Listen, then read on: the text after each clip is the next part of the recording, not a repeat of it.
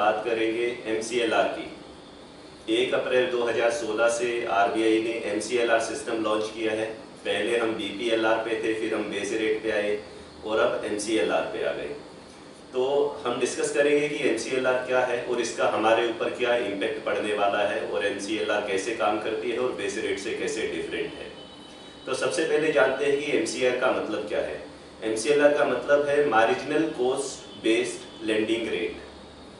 सरल भाषा में कहूँ तो पहले बेस रेट में बैंक्स जब एवरेज कॉस्ट ऑफ फंड्स लेते थे, जब बेस रेट डिसाइड करते थे, कैलकुलेट करते थे, तो एवरेज कॉस्ट ऑफ फंड्स लेते थे। परंतु RBI ने अब बोला है कि marginal cost of lending rate में मार्जिनल कॉस्ट ऑफ फंड्स लेना है, यानी कि जो फ्रेश कॉस्ट है बैंक्स की फंड्स को लेने की मार्केट से या RBI के थ्रू या डिपॉजिट्स के थ्रू कैसे भी, उस फ्रेश कॉस्ट को कंसिडर करना है इस बेंचमार्क रेट को कैलकुलेट करने के लिए। तो जो फ्रेश डिपॉजिट्स की कॉस्ट है उसका और जो फ्रेश रेपो रेट है RBI का, उसका MCLR के ऊपर बहुत ज़्यादा फर्क पड़ने वाला है, जो कि बेस रेट में नहीं पड़ता था। तो अब सवाल ये आता है कि RBI को MCLR लाने की ज़रूरत क्या पड़ी। बेस रेट में ऐसी क्या कमी थी कि RBI को MCLR इंट्रोड्यूस करना पड़ा। आप और हम अच्छी तरह से जानते हैं कि RBI जब भी रेपो रेट कम करता था तो जितनी स्पीड से रेपो रेट कम होता था और जितनी क्वांटिटी में रेपो रेट कम होता था, उतनी स्पीड से हमारा और आपके लोन की जो EMI है वो कम नहीं होती थी। इंटरेस्ट रेट्स, लेंडिंग रेट्स कम नहीं होते थे। तो अगर मैं 2015 की ही बात करूं तो 2015 में RBI ने 125 बेसिस पॉइंट्स रेपो रेट कम किया, पर बैंक्स ने जो पास ऑन किया कस्टमर्स को वो लगभग 50% था। इसका 50-60 बेसिस पॉइंट्स रेट कट हुआ due to cut in the repo rate. On the other side जब RBI रेपो रेट बढ़ाता था तो बैंक्स बड़ी जल्दी करते थे हमारा इंटरेस्ट रेट बढ़ाने के लिए, हमारी लेंडिंग कॉस्ट बढ़ाने के लिए।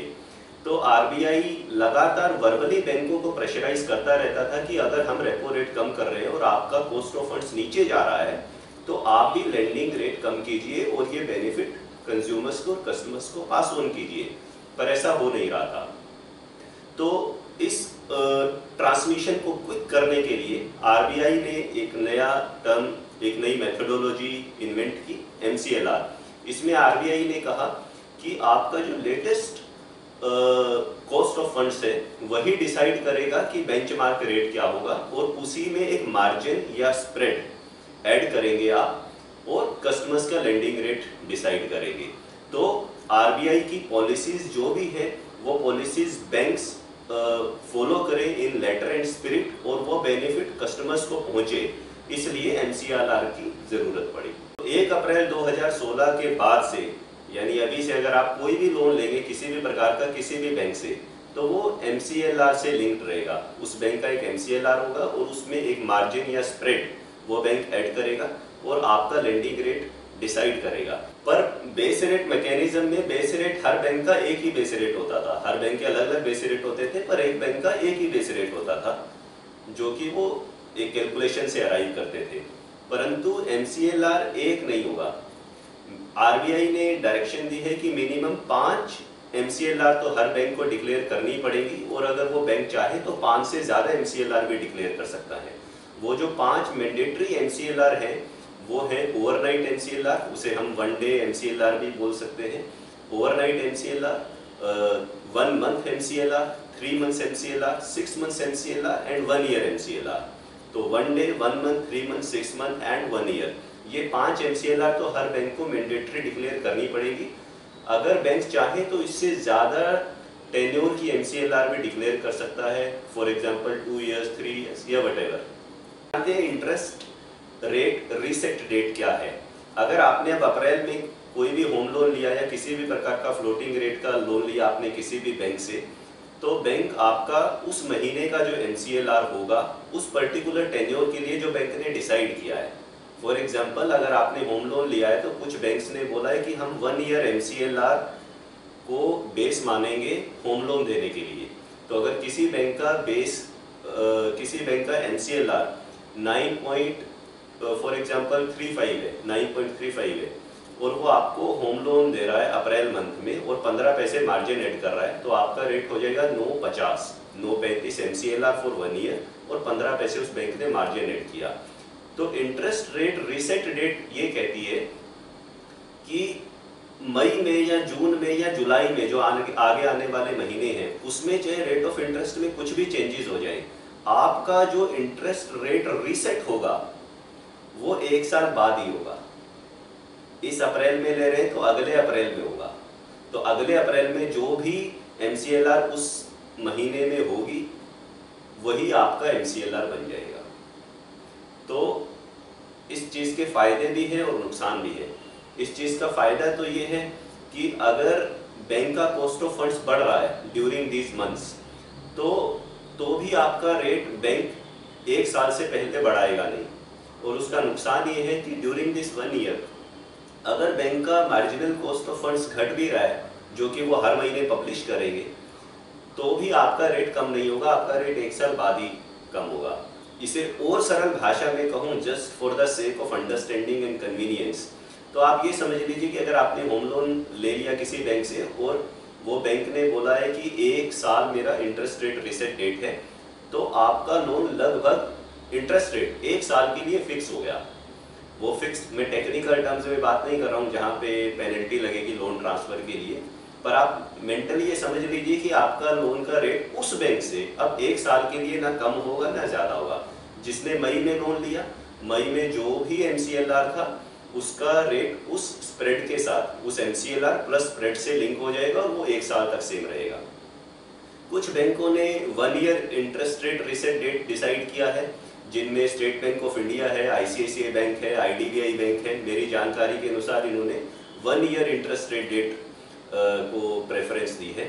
कोटक महिंद्रा बैंक ने बोला है कि हम 6 महीने में interest rate reset date decide करेंगे। इंटरेस्ट रेट रीसेट डेट हालांकि बैंक अपनी मर्जी से सेट कर सकता है, but there is a condition कि किसी भी हालात में ये रीसेट डेट 1 साल से ज़्यादा नहीं हो सकती। 1 साल बाद करना ही करना पड़ेगा, 1 साल से कम हो सकती है, 1 साल से ज़्यादा नहीं हो सकती। बड़ा सवाल ये आता है कि MCLR कैलकुलेट कैसे करते हैं और इसका हमारी EMI पे इम्पेक्ट क्या पड़ेगा। अब MCLR कैलकुलेट कैसे करते हैं और बेस रेट कैसे कैलकुलेट किया जाता था, मैं इस चीज़ के टेक्निकल डिटेल में आज नहीं जाना चाहता, और मेरे ख्याल से एक आम आदमी, आप और मैं, इस चीज़ के बारे में ज़्यादा बोधड़ भी नहीं है कि MCLR की कैलकुलेशन कैसे करती है। We may go and read RBI circulars how MCLR is calculated and how base rate was calculated. So let us come to more practical issue and aspect of the subject कि MCLR से हमारी EMI पर क्या फ़र्क पड़ेगा। क्या हमारी EMI नीचे जाएगी या ऊपर जाएगी। जो इस सवाल का जवाब देने के लिए मैं 2 पार्ट्स में डिवाइड करता हूँ कस्टमर्स को। एक वो कस्टमर हैं जिन्होंने 31 मार्च 2016 से पहले किसी भी प्रकार का लोन लिया हुआ है, और एक वो कस्टमर है जो नए कस्टमर है जो अभी 1 अप्रैल 2016 के बाद से जिन्होंने लोन लिया है या लोन लेने वाले हैं। तो जो भी कस्टमर 31 मार्च 2016 तक लोन ले चुके हैं, उन सब का लोन अगर बैंक से लिया गया था तो बेस रेट से लिंक है। अगर आपने किसी हाउसिंग फाइनेंस कंपनी से लोन लिया था तो obviously housing finance company PLR पे चलती है, प्राइम लेंडिंग रेट पे चलती है, उनका बेस रेट से तो कोई लेना देना ही नहीं था। तो अगर आपने 31 मार्च 2016 से पहले लोन लिया था तो आपका रेट बेस रेट से लिंक है। उस बैंक का जो बेस रेट है, उस बैंक ने उस बेस रेट के साथ कुछ मार्जिन या स्प्रेड ऐड किया होगा और आपका लोन रेट डिसाइड किया होगा, और वो अभी भी बेस रेट पे ही चलता रहेगा। जो फ्रेश कस्टमर हैं उनका बेस रेट से कोई लेना देना नहीं है। अगर आप अप्रैल मंथ में आप लोन लेंगे तो बैंक आपको अपनी MCLR पे लोन देगा, प्लस उसमें कुछ मार्जिन ऐड करके लोन देगा। तो अप्रैल 2016 में अगर आप लोन ले रहे हैं तो आपका लोन MCLR से लिंक रहने वाला है, और क्योंकि MCLR का जो कैलकुलेशन का मेथड है उसमें मार्जिनल कॉस्ट ऑफ फंड्स को देखते हैं, बेस रेट में एवरेज कॉस्ट ऑफ फंड्स को देखते थे, और ये मेथड ज़्यादा ट्रांसपेरेंट है। और जो बैंक की फ्रेश कॉस्ट है डिपॉजिट्स लेने की और रेपो रेट की, और मंथ वाइज बैंक को वो पब्लिश करनी होती है, उस कॉस्ट को कंसिडर किया जाएगा MCLR की कैलकुलेशन में, और उस पर एक स्प्रेड रहेगा। तो ये उम्मीद की जा रही है कि MCLR से जो लोन लिंक्ड रहेंगे उनका overall interest rate base rate के मुकाबले में कम रहेगा, क्योंकि MCLR कम रहेगी, उस पर बैंक एक नॉर्मल मार्जिन ऐड करेंगे, तो वो जो मार्जिन ऐड करने के बाद भी जो इंटरेस्ट रेट आएगा वो बेस रेट बैंक्स का, क्योंकि ऑन हायर साइड रहता था, तो वो कम रहेगा। तो MCLR is expected to be lower than base rate, और आज भी जितने ज़्यादातर बैंकों ने अपनी MCLR डिक्लेयर किए वो उनके बेस रेट से कम है। तो पहला अपफ्रंट नज़र में तो मुझे फ़ायदा ये समझ में आ रहा है कि अभी जो फ्रेश कस्टमर्स हैं उनको जो लोन मिलेंगे शायद उनके लिए खुशी की बात है कि उनको लोन जिन लोगों ने 31 मार्च 2016 तक ले लिया है उसके मुकाबले में कुछ कम रेट्स पे लोन मिलेंगे। दूसरी बात ये है कि अगर मई जून जुलाई में MCLR कम भी हो गया तो क्योंकि 1 ईयर इंटरेस्ट रीसेट डेट है या 6 मंथ्स इंटरेस्ट रीसेट डेट है, तो उस कम इंटरेस्ट रेट का भी आपको फायदा नहीं होगा, क्योंकि आपका जो इंटरेस्ट रेट चेंज होगा वो नेक्स्ट 1 ईयर बाद होगा या next interest rate reset date पे ही आपकी EMI में कुछ भी चेंज होगा।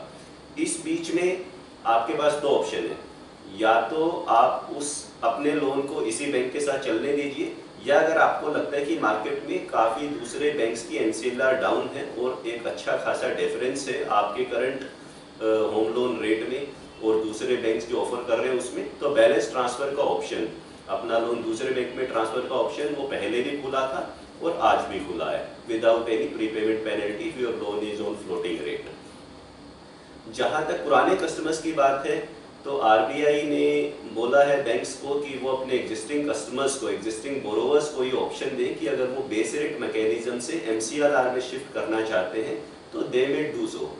तो बैंक्स अभी तक अपनी पूरी गाइडलाइंस के साथ सामने नहीं आए हैं कि अगर आप एक एग्जिस्टिंग बोरोवर हैं और आप बेस रेट से MCLR में शिफ्ट करना चाहते हैं तो क्या म्यूचुअल टर्म्स एंड कंडीशन होंगी, क्या कन्वर्जन फीस होगी, तो we have to wait for this. और उन्हीं कंडीशंस को आने के बाद ये डिसाइड करना पड़ेगा कि वो कंडीशंस आपके फेवर में है या नहीं है, and should you switch from base rate to MCLR in your existing bank. Anyways you have the option कि अगर आपका एग्जिस्टिंग बैंक बेस रेट पे है और वो कंडीशंस वो बता नहीं रहा है या शिफ्ट करने में रिलेक्टेंस शो कर रहा है, यहाँ पे ये पॉइंट भी इंपॉर्टेंट है। मुझे ऐसा लगता है कि बैंक्स बेस रेट से MCLR में कस्टमर्स को शिफ्ट करने में रिलेक्टेंट होंगे, क्योंकि बेस रेट में उनका जो प्रॉफिट मार्जिन है वो ज़्यादा है और अगर वो MCLR में कस्टमर को शिफ्ट कर रहे हैं तो probably their profit margin will go down, तो they may show a reluctance in this. तो अगर आपका लोन किसी भी हाउसिंग फाइनेंस कंपनी में है जो MCLR से या बेस रेट से लिंक ही नहीं है, या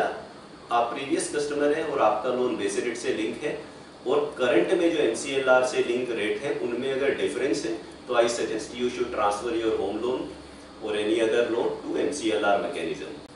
होम लोन के अलावा अगर आपका कोई दूसरा लोन चल रहा है तो उसकी EMI पे क्या इम्पेक्ट पड़ेगा, तो इसके लिए ये समझना ज़रूरी है कि MCLR सिर्फ उन्हीं लोन्स पे एप्लीकेबल है जो फ्लोटिंग रेट पे हैं, या अगर वो फिक्स रेट पे हैं तो जो फिक्स पीरियड है लोन का वो 3 ईयर से ज़्यादा ना हो, यानी all loans on floating rate and all loans whose fixed period is up to 3 years will come under the methodology of MCLR। अब आप कोई भी ऐसा लोन लेंगे जिसमें फिक्स पीरियड 3 ईयर्स से ज़्यादा का होगा तो RBI ने ये छूट दी है बैंकों को कि वो MCLR के अंदर वो प्रोडक्ट ना आए और बैंक उस पर्टिकुलर लोन प्रोडक्ट की प्राइसिंग अपनी मर्जी से डिसाइड कर सके। तो हम ये भी देख सकते हैं नियर फ्यूचर में कि बैंक MCLR मैकेनिज्म से बचने के लिए और चीज़ों को अपने कंट्रोल में रखने के लिए बहुत सारे ऐसे प्रोडक्ट्स, लोन प्रोडक्ट्स मार्केट में लॉन्च कर सकते हैं जिनमें फिक्स पीरियड 3 ईयर्स से ज़्यादा हो। अगर फिक्स पीरियड 4 ईयर्स हो गया या 5 ईयर्स हो गया तो और वो प्रोडक्ट आपने लिया है, वो लोन आपने लिया है, तो वो MCLR से लिंक नहीं रहेगा। तो लेकिन प्रैक्टिकल टर्म्स में बात करूँ तो ज़्यादातर पर्सनल लोन या बिजनेस लोन बैंक्स 3 ईयर्स तक के लिए ही देते हैं और ज़्यादातर customers home loan floating rate में ही लेना प्रेफर करते हैं। और अब MCLR सिस्टम आ गया है जिसमें कि बैंक्स को ट्रांसपेरेंटली हर महीने अपना MCLR पब्लिश करना पड़ेगा और बहुत कुछ छुपाने के लिए नहीं बचेगा। तो उम्मीद करता हूँ कि फिक्स पीरियड की ऑफर्स अगर आएंगे भी तो पता नहीं वो कस्टमर्स कितने अच्छे से उनको एक्सेप्ट और रिसीव करेंगे, I am not sure about it. तो आई होप कि मेरे आज के वीडियो से आपको समझने में मदद मिली होगी कि MCLR क्या है और आने वाले दिन शायद हमारे लिए अच्छी खबर लेके आए और RBI का जो प्रयास है MCLR ला के कि जो RBI की रियल इंटेंशंस हैं उसके पॉलिसी चेंजेस जो हैं उसका बेनिफिट आप तक और मुझ तक पहुँचे, एक आम आदमी तक पहुँचे और उसके हिसाब से देश की जो अर्थव्यवस्था है उसमें और चेंजेस आए और सुधार आए, वो प्रयास सफल हो।